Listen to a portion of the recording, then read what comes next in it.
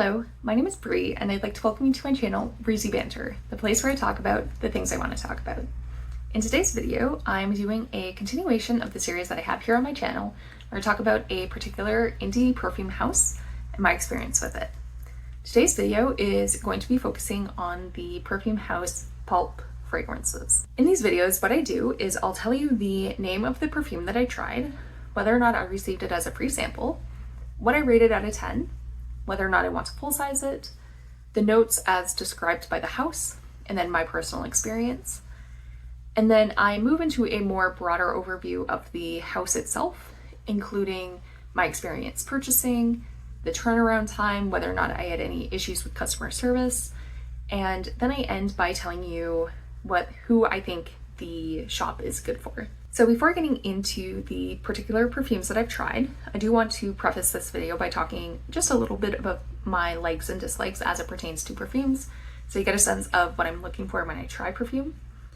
In terms of notes that I like, these often include the notes vanilla, sugar, cotton candy, and lime. In terms of notes that I think tend to be just okay or are more hit and miss, include fruit, florals, and musk. And in terms of notes that I tend to dislike, these are often rose, pumpkin, incense, wood, and anything that can be considered masculine. So with that out of the way, let's get into discussing the specific perfumes that I've tried from Pulp fragrances. So the first perfume that I've tried is called And To All a Good Night. I rated this 7 out of 10, and I do not want to full size it. The notes are sugary and gently spiced holiday cookies fresh from the oven and drizzled with caramel, creamy eggnog, spiked with coffee liqueur, and sprinkled with a dash of nutmeg and cardamom, and the smooth, pale, aged wood of a well-loved rolling pin. I said, this was really nice because it's a spicy and sweet scent, but it didn't irritate my skin at all, which is very common for scents that have spice notes. It's very rich and wintry. I definitely get the spice cookies, liqueur, and slightly woody notes from this. Next is the scent Apres-Ski, which I rated 8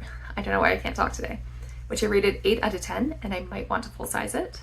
The notes are hot buttered rum by the fireplace, golden amber, blonde wood, and the warm glow of, this is a German word that I can't pronounce, Gemütlichkeit.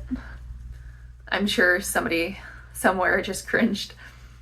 The scent is super interesting. It's rich and warm and yet somehow quite fresh. It definitely gives me cozy vibes. I can't smell any of the notes individually, so it's a bit difficult to describe how it comes across to me.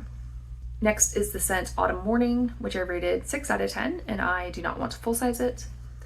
The notes are a warm mug of hot chocolate, bowl of slightly spiced oatmeal, bouquet of carnations, and a cozy blanket on your lap.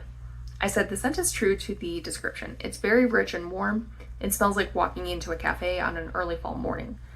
For me, it's just a little too spicy and not sweet enough. Next is Eagle Hill Cemetery, which I received as a free sample. I rated it 3 out of 10, and I do not want to full size it. The notes are an ivy-covered mausoleum, old paving stones, cool, damp soil, a creaky iron gate, faded bouquets, and the spark of a match freshly lit to see your way. I said this is a mossy, clean, fresh scent. If you're into gardeny type scents, I imagine you would quite like this one, but it's just not what I'm looking for. Next is First Date, which I rated 6 out of 10, and I do not want to full size it. The notes are a glassy cherry orange lip gloss, a sprinkle of cocoa powder over a vanilla milkshake, and a hint of softly sweet, clean skin musk. I said the scent gives me a floral/fruit note that I guess is coming from the cherry orange. It smells soft and feminine, but it is too floral for my tastes. I can definitely smell the musk, but I don't get much of the cocoa powder or vanilla notes. Next is Hall of Mirrors, which I rated 8 out of 10, and I might full size it.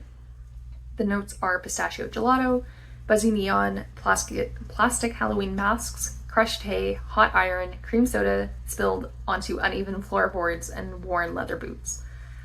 I said the scent is so interesting. At first I got sort of fresh grapefruit mixed with something, but reading that it has plastic leather and likely some wood notes, it makes so much more sense. I'm not sure how to explain how I got from the former to the latter, but that's what makes it intriguing. Next is Harvest Cakes, which I've rated 6 out of 10, and I do not want to full size it. The notes are cinnamon sugar crumble over moist yellow cake.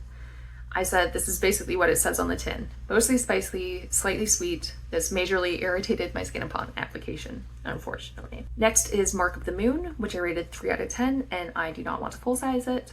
The notes are golden, champaca, sweet spices, Peruvian myrrh, white copal, patchouli, and tonka bean.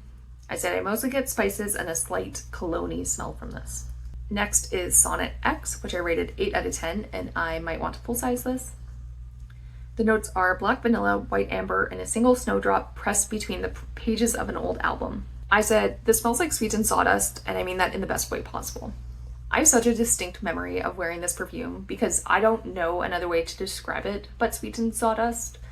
And if you described a perfume to me that way, I'd be like, I don't want to wear that. But it's actually like quite a nice scent. It's very different. Next is Still Life, which I rated 4 out of 10, and I do not want to full size it. The notes are emerging into light from the shadows of an oil painting, so realistic you can almost taste them, lie juicy pears, tart apricots, peeled mandarins, a jar of black currant jam, and a basket of sweet, fluffy pastries. My notes are lemon, lemon, lemon, lemon, lemon. Next is Strawberry Lemonade, which I rated 9 out of 10, and I do want to full size this. I recently tried this one. I'm saying 9 out of 10. It might be a 10 out of 10. I really like the scent. The notes are fresh strawberries, lemonade, and a bowl of strawberry vanilla ice cream. I said, this is a fresh, sweet, and tart scent. Definitely get fruity lemonade from this in the best way possible. No cleaner smell here in the slightest. Next is the Widow in White, which I rated 3 out of 10, and I do not want to full size it. The notes are Meyer lemon, white grapefruit, orange blossom, sandalwood, and vanilla. I said, I think grapefruit isn't for me. This smells very earthy and I don't like it. Next is the scent This Is Your Shiny Gold Shovel, which I received as a free sample, and I rated this 10 out of 10, and I do want to full size it. I also tried this one recently and I loved it. The notes are pina colada, green banana, tiare blossom, tropical sandalwood, and golden amber. I was told I smelled really good while wearing this. This is basically a summer fruit scent, but with a little richness / deepness to it. It is delightful. And last is the scent Toasted Marshmallow, which I rated 8 out of 10, and I might full size it. The notes are sweet, gooey marshmallow with just a touch of caramel and a woody smoke. I said this is a really nice and sweet smoky scent. I'm not quite sure I get marshmallow, but instead more general sweetness. So those are all the scents that I've tried from Pulp. I think you can see that I had quite a few hits, in particular the 2 that I tried recently, which was just happenstance, but I ended up loving them. And there were a few misses as well, which is okay. Like, it's just part of my sampling journey, so I don't mind that there are some misses. In terms of ordering from Pulp and the customer service and turnaround time, I ordered from them on January 19th, and my order shipped February 16th. So that's about a 4-week or month-long difference. I have heard recently that they are perhaps having more issues with shipping, particularly shipping on time and people not receiving their orders. So even though I didn't have a negative experience, this was a couple years ago that I had ordered from them.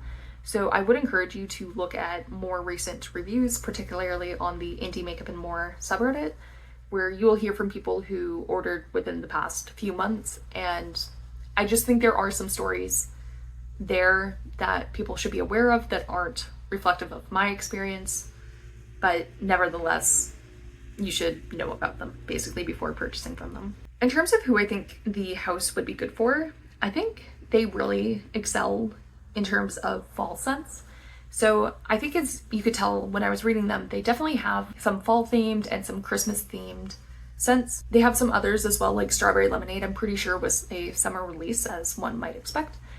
But it seems like if you enjoy cozy vibes, a little bit of spice, some warmth, etc. in your scents, then I would imagine that Pulp probably has quite a few perfumes that would appeal to you. So I think that's all that I had to say about this particular fragrance house.